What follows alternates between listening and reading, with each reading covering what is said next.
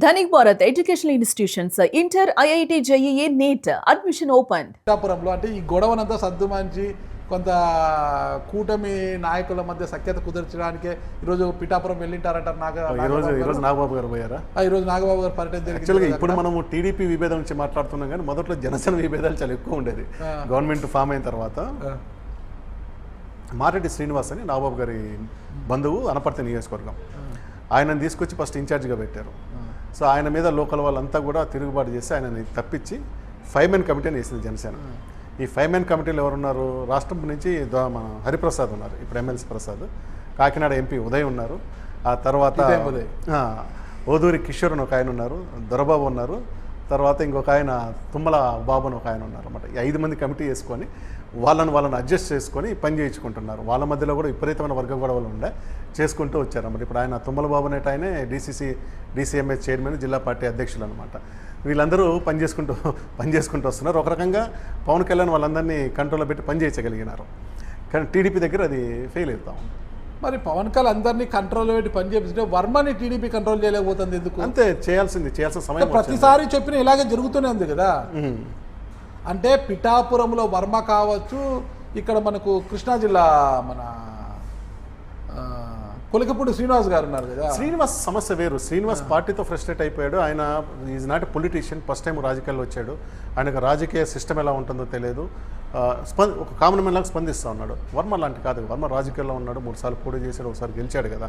అట్లా శ్రీనివాస్ని వర్మని మనము శ్రీనివాస్ గారిని తిరువూరు నియోజకవర్గంలో కూడా కొలుపుపూడి శ్రీనివాస్ గారికి ఎంపీ కేసీకి ఒకటే వివాదము. అంటే వాళ్ళిద్దరు టీడీపీ వాళ్ళిద్దరు గురు శిష్యులు కూడా. సో శ్రీనివాస్ ఏం చేయలేని పరిస్థితులు ఉన్నారు. ఎందుకంటే ఆయనకి ఏం చెప్పాలని తెలియట్లేదు. వేరాజ్ వర్మ ఏంటంటే కొంచెం సీనియర్ ఉన్న నాయకుడు కాబట్టి ఆయనని కంట్రోల్లో పెట్టుకోవడం టీడీపీకి చాలా అవసరం. అది సరే, కొలుపుపూడి శ్రీనివాస్ గారు అంటే రాజకీయ అనుభవం లేదు. ఆయనంతా కూడా సివిల్స్ కోచింగ్ సెంటర్ ఉంది. ఇంకా సర్లే అమరావతి ఉద్యమంలో పాల్గొన్నారని అతని నేపథ్యం తీసుకుంటాం. మరి రాజకీయ నేపథ్యం ఉండి ఒకసారి ఎమ్మెల్యేగా పనిచేసిన వర్మకి ఏమైందంటారు ఇలా గొడవలు పడడానికి కారణము? అదే దాని ఆవేశాన్ని కోపం నంచుకోలేకపోవడమే సమస్య. రాజకీయాల ఆవేశము, అసహనము పనికొస్తాయంటారా? ఖచ్చితంగా పనికిరావు. అది దెబ్బతగిలితే కానీ అర్థం కాదు. తగిలేంత వరకు అంతా బాగానే ఉందనుకుంటారు. ఇంకోటి ఏమవుతుందంటే బయట చంద్రబాబు వెనక నడిపిస్తున్నారు అనేది కూడా ఒకటి వస్తూ ఉంది. అది దాన్ని చంద్రబాబు నాయుడు గారు, లోకేష్ ఏమి యాక్సెప్ట్ చేస్తారనుకోను. ఇదంతా కూడా వర్మకి చంద్రబాబు నాయుడు మద్దతు ఉండటం బట్టే ఇది ఏమంటాము, ఈయన ఇంత దాటిగా వెళ్తున్నాడు అనేది బాగా ప్రచారం జరుగుతూ ఉండదు. అంటే ఇలా ఒకవేళ అదే నిజమైతే వాళ్ళకే ప్రమాదం కదా. రేపు పొద్దున్న కూటమి విచ్ఛిన్నమైతే ఇబ్బంది. పవన్ కళ్యాణ్ గారు అసెంబ్లీలో కూడా అన్నారు అందరూ కలిసి ఉండాలి మనము. వర్మ గురువు యనమల రామకృష్ణ గారి వల్ల వచ్చింది. యనమల రామకృష్ణ గారు 5-6 సార్లు నాకు రాజ్యసభ కావాలి, గవర్నర్ కావాలని అడిగారు.